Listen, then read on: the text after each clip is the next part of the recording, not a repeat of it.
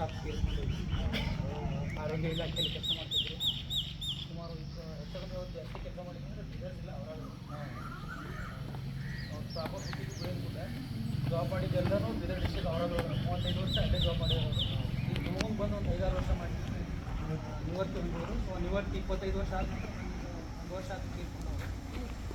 ಅವ್ರು ಸ್ಮರಣಾರ್ಥವಾಗಿ ಏನೋ ಒಂದು ಮನುಷ್ಯನ ದೇವರಿಗೆ ಕೊಡ್ಬೇಕಂತೈತಿ. ಈ ವರ್ಷ ಮುಂದೆ ಪ್ರತಿ ವರ್ಷವೂ ಪ್ರತಿ ಇಲಾಖೆಯೊಳಗೆ ಎಷ್ಟು ಸರ್ಕಾರಿ ಸ್ಕೂಲ್ಸ್ ಅದಾವೆ, ಅನುದಾನಿತ ಸ್ಕೂಲ್ ಬಿಟ್ಟು ಸರ್ಕಾರಿ ಸ್ಕೂಲ್ ಏನದಾವ ಎಲ್ಲ ಸ್ಕೂಲಿಗೂ ಕೊಡ್ತೇನೆ ಅಂತೇಳಿ ನಾವು ಒಂದು ನಿವೇಶನ ಪ್ರಾಮಿಸ್ ಮಾಡ್ತೇವೆ.